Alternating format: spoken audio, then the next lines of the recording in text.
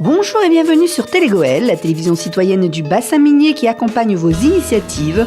Nous sommes le mercredi 21 octobre, voici le sommaire de votre journal. L'inauguration de la ludothèque et la signature de la convention relais assistante maternelle à Liévin, les innovations numériques à la préfecture du Pas-de-Calais et le salon des saveurs et des arts de la table à Lens ce week-end.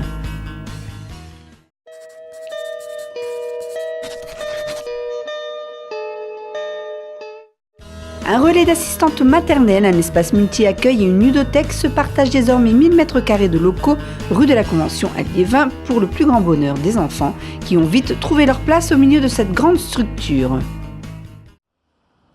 Alors en gros ce matin, ce qui vient de se passer, c'est que nous avons procédé au renouvellement de la convention que nous avons avec la ville de Givenchy-en-Goël et d'Éleudy-Louette, ainsi que l'EBDEF, s'agissant du relais assistante maternelle, puisqu'il y a à Liévin depuis 2002 un relais assistante maternelle qui a été élargi donc aux deux communes en question depuis 2007. Et donc nous avons renouvelé cette convention puisque nous sommes ici sur un nouveau lieu. Le RAM auparavant se situait à Liévin rue Antoine Guy avec deux antennes, une à Givenchy-en-Goël et une à Éleu. Et donc là, le lieu étant nouveau, nous avons donc renouvelé ce partenariat, cette convention existante avec les deux communes. C'est un renouvellement de convention. Le relais assistante maternelle, comme il l'indique, a vocation à accueillir les assistantes maternelles, à leur offrir un lieu dans lequel les assistantes maternelles se retrouvent avec leurs enfants. Donc un lieu d'échange, de partage, d'expérience, d'accueil, d'animation de toutes les assistantes maternelles, donc des communes d'Éleudy-Louette, de Givenchy-en-Goël et de Liévin. Donc une partie crèche. Qui accueille donc des enfants pour toutes les personnes qui habitent sur Liévin et qui avec des horaires d'ouverture et avec une très grande souplesse dans l'organisation qui permet aux familles justement de trouver un lieu qui soit constructif pour eux et qui leur permette de continuer leur activité professionnelle ou d'avoir des temps pour les mamans. On va parler plus particulièrement pour les mamans, allez, on va se limiter à ça, mais qui permet justement à ces mamans de continuer à avoir un travail ou d'avoir des temps pour elles à certains moments dans la journée, ce qui est nécessaire aussi pour leur équilibre. La deuxième étape, donc, c'est le réseau d'assistants maternels, donc, qui lui a pour objet de permettre à des assistantes maternelles de se regrouper avec les enfants qu'elles accompagnent à la journée pour leur proposer des activités justement dans le cadre d'une socialisation plus importante, mais également dans le cadre d'une formation professionnelle pour ces personnes avec des échanges avec du personnel spécialisé pour les accompagner. Le dernier lieu, c'est la ludothèque. Alors ludothèque qui a cette originalité justement de se trouver, au carrefour de ces deux activités que sont la crèche et le réseau d'assistants maternels. Cette ludothèque qui est un lieu d'échange, un lieu de construction et qui doit permettre aux familles de pouvoir trouver tout l'intérêt, de retrouver l'intérêt du jeu et de participer, de prendre des temps d'échange avec leurs enfants. Donc c'est un temps aussi pour les enfants de socialisation puisque à travers le jeu, chaque enfant doit obligatoirement être accompagné par un parent. Les enfants ne peuvent pas venir seuls. Et donc tout l'intérêt, c'est qu'il y ait des temps de jeu qui soient prévus. Il y a aussi des temps d'atelier, des activités qui sont proposées aux familles. Et dernier point, mais qui est tout aussi important, c'est le prêt qui peut être accordé sur une période de 3 semaines pour 3 jeux et qui permet aux familles de jouer à domicile, ce qui est quand même très important, mais également d'essayer des jeux pour voir quel serait l'intérêt que l'enfant peut avoir. Dernier point, c'est qu'on est aussi un lieu de conseil justement pour les familles dans le choix des jeux les plus adaptés à la tranche d'âge de leurs enfants. Tout l'intérêt de cette structure, c'est que nous avons regroupé sur un seul lieu 3 structures différentes. Le multi-accueil, donc l'accueil de l'enfant à la journée, le RAM, le relais assistante maternelle, l'accueil des assistantes maternelles avec les enfants et la ludothèque qui est un espace de jeu et d'animation. Et vous voyez bien qu'il y a forcément des interactions entre les uns et les autres. La maman qui vient, l'assistante maternelle qui vient avec l'enfant, après être passée par le lieu RAM, se dit tiens, je vais peut-être passer 1 heure à la ludothèque. Et joue avec l'enfant pendant 1 heure à la ludothèque. L'enfant joue d'ailleurs avec l'assistante maternelle, mais aussi avec beaucoup d'autres enfants, puisque les enfants apprennent ensuite à jouer ensemble. Pareil pour le multi-accueil. Après avoir conduit l'enfant multi-accueil quand on vient le rechercher, on peut se dire bah, tiens, je vais peut-être passer aussi une demi-heure à la ludothèque pour m'amuser avec l'enfant, etc., partager un moment avec lui. Voilà. Et donc, il y a forcément des interactions qui se font entre les structures et tout ça se fait sur un même lieu. Plus besoin de passer d'un lieu à un autre. On est là sur le même lieu identique, sur la même structure. Et donc, forcément, il y a une fonctionnalité beaucoup plus importante. On est dans un lieu où finalement la priorité est donnée à l'accompagnement, à la richesse qui peut exister au niveau des tout petits. Un dernier point sur lequel j'insiste, c'est que ce lieu est ouvert à tout le monde et que donc justement c'est aussi un lieu d'échange au niveau social, puisque c'est pas le critère de la difficulté qui importe, c'est le critère quel accompagnement les parents souhaitent pour leur enfant de meilleure qualité. C'est du personnel qui est qualifié et donc c'est aussi une démarche très intéressante parce qu'une ludothèque, c'est comme une bibliothèque. Ça nécessite d'avoir des gens très formés, très spécialisés, en particulier dans l'accompagnement des enfants, mais aussi tout à l'heure ce que j'évoquais en termes de conseils, pour que finalement le temps de jeu avec les enfants devienne le temps privilégié. Venez dans cette ludothèque, venez faire découvrir cette ludothèque à vos enfants, venez vous amuser avec lui, venez prendre des jeux, on va vous les prêter, il y a des prêts, je répète, c'est 1 € simplement le jeu pendant 3 semaines, c'est formidable, c'est un lieu de partage, un lieu d'échange, de communication quelque part entre les enfants, entre les parents et les enfants aussi. Voilà, c'est un lieu de plaisir tout simplement formidable pour les parents, pour les enfants. Venez le découvrir, profitez-en, faites-en l'usage le plus large possible. Il a été conçu pour tout le monde. La préfecture du Pas-de-Calais nous a présenté, dans le cadre de la 2e édition de la Semaine de l'innovation publique, la dynamique de modernisation de ses services, notamment la prise de rendez-vous par Internet, le passeport biométrique et sa plateforme, et la saisine par voie électronique, des projets innovants pour faciliter l'accès aux services publics. Saisine par voie électronique, plateforme régionale de passeport et système de prise de rendez-vous en préfecture par Internet, 3 outils mis en place par les préfectures pour faciliter la communication entre elles et les citoyens. C'est un ensemble d'outils entièrement nouveaux dans le cadre de la modernisation des services de l'État et se rapprocher des usagers grâce aux outils maintenant qui sont communs pratiquement à tous, à savoir Internet, les smartphones et autres, donc tout ce qui est aspect numérique, le particulier ou association entreprise vont, à travers des outils comme service public, pour récupérer un certain nombre d'informations comme les CERFA à remplir ou la procédure à suivre, va récupérer l'ensemble de ces documents, les préparer tranquillement chez lui, les stocker sur son ordinateur et quand il est prêt, à n'importe quelle heure, puisque c'est l'avantage d'Internet, faire sa demande, son dépôt de dossier directement à travers un outil de saisine. Puisque l'objectif, c'est de faire un traitement entièrement numérique d'un dossier. Il n'y a pas de déplacement, c'est l'avantage, puisque tous les documents numériques qui sont transmis sont considérés comme des documents originaux. Donc globalement, le contrôle de l'information est le même. C'est le service du courrier qui va qualifier ce qui va arriver dans le gestionnaire de courrier électronique. On l'utilise déjà pour d'autres items. Et ensuite, le service qui va traiter sera toujours le même service, que ce soit du papier ou de l'électronique. La démarche sera la même. Je dirais que c'est un vrai outil de modernisation des relations entre l'usager, l'entreprise ou l'association, et l'administration. On rentre vraiment dans l'administration électronique à ce niveau-là.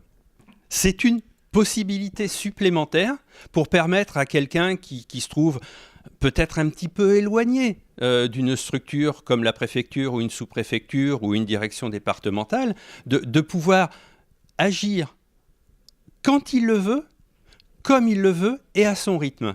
Afin d'améliorer également la fluidité des rendez-vous pour les demandes de titres de séjour des étrangers, la préfecture a mis également en place la prise de rendez-vous par Internet. Nous vous avons présenté un outil qui permet d'améliorer les conditions de relation entre les usagers et la préfecture.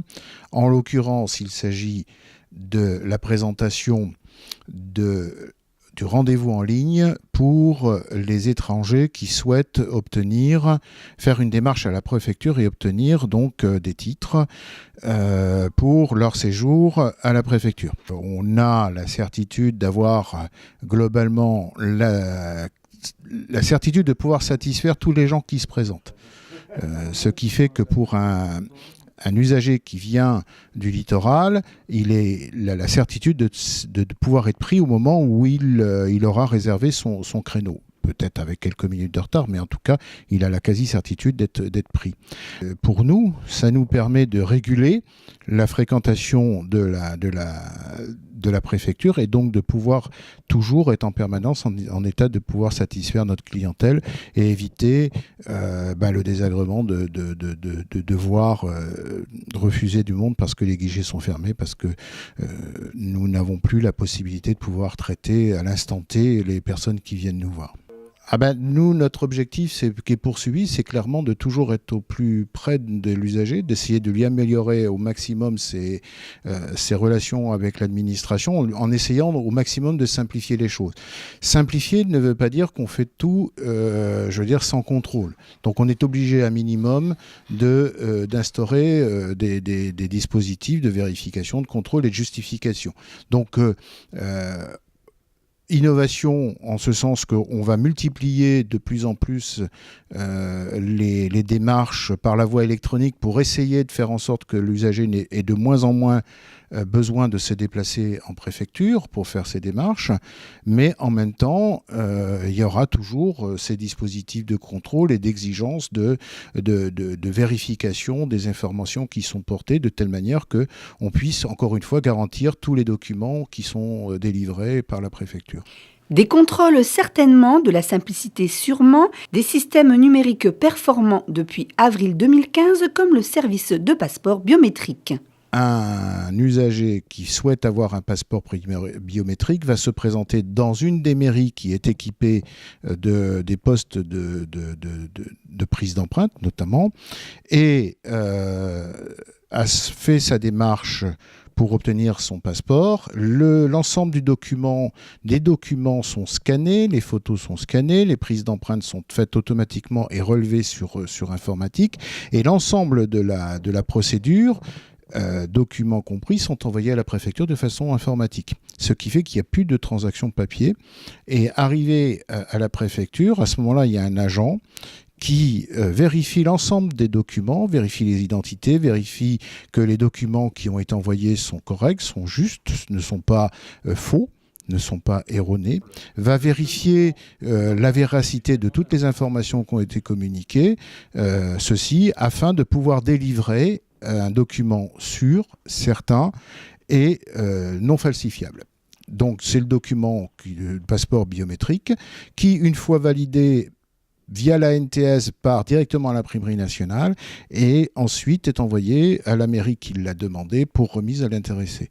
L'ensemble de la procédure prend, dans une période normale, environ une dizaine de jours. Et notre engagement qualité, c'est-à-dire répondre dans les 7 jours par rapport à la saisine.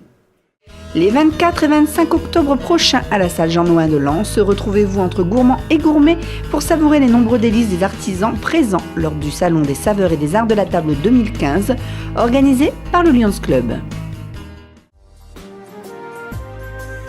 Les 24 et 25 octobre, donc c'est le 3e Salon des saveurs et des arts de la table, salle Jean-Nouin à Lens. Toute la journée, donc de 10h à 19h pour le samedi et de 10h à 18h pour le dimanche. Donc c'est un grand salon qui est gourmand, qui est, je dirais, qui va attirer beaucoup de jeunes, gourmets, des moins jeunes, des amateurs de cuisine et puis toute la famille parce qu'il y aura des animations aussi pour les enfants. On voulait surtout mettre en avant l'art culinaire français, qui est quand même, je dirais, important chez nous. Faire venir des artisans qui sont des producteurs, qui vont parler avec amour de leur métier, et puis faire des animations où ces animations apporteront beaucoup de savoir-faire du fait que nous avons des associés qui sont les chefs en or. Les chefs en or ont été partenaires depuis la première année pour organiser des concours. Donc cette année, le samedi après-midi, à partir de 15h, c'est un concours inédit qui s'appelle Miss Cooking Chef 2016, qui va donc allier une Miss du Nord et du Pas-de-Calais et un grand chef également de la région, mais on a aussi un chef de l'Assemblée nationale qui se déplace de Paris. Les grands chefs sont tous des bénévoles. Chez nous, on est tous bénévoles. Au profit des enfants autistes du l'IME Maléco de Lens. L'an dernier, nous avons pu, avec le 2e salon, leur offrir 6 tablettes numériques pour les sortir de l'isolement. Et cette année, on vise leur en acheter encore beaucoup plus. Et on va rêver, on va essayer de se grouper pour offrir, ou tout du moins apporter une grande participation à un tableau tactile. Le dimanche, c'est un concours pour amateurs, donc comme vous et moi, qui aimons cuisiner, avec un sujet qui sera tiré du chapeau le dimanche matin. Par contre, donc c'est un concours en live, avec 4 postes le matin, 4 postes l'après-midi, où on devra puiser des ingrédients dans une épicerie qui sera à disposition. Il y a des démonstrations culinaires entre deux, il y aura des ateliers, entre autres un atelier pour enfants le dimanche matin autour du chocolat, il y aura des petits animaux à confectionner, il y aura aussi des ateliers de dressage d'art de la table, il y aura des ateliers autour du fromage où on apprendra comment composer un plateau de fromage, dans quel sens le déguster, enfin, il y en a pour tous les goûts, y compris des cocktails. Et entre deux, les chefs vont toujours faire des petites animations, des présentations, vous apprendre des recettes et vous donner surtout aussi l'envie de cuisiner, par exemple, des légumes que l'on ne connaît pas. Il y aura un sculpteur de légumes parmi les artisans. Venez parce qu'il y a beaucoup de choses à découvrir et vous pouvez passer 2 jours à vraiment tout découvrir et apprendre surtout. On peut échanger, c'est un salon où on a de la formation, on ressort avec plein d'idées et je pense qu'on y revient parce qu'on n'a pas puisé tout ce qui est à apprendre. Alors donc c'est salle Jean Nohain, route de Béthune, près du stade de Bollaert, donc parking gratuit et donc c'est le samedi de 10h à 19h et le dimanche de 10h à 18h.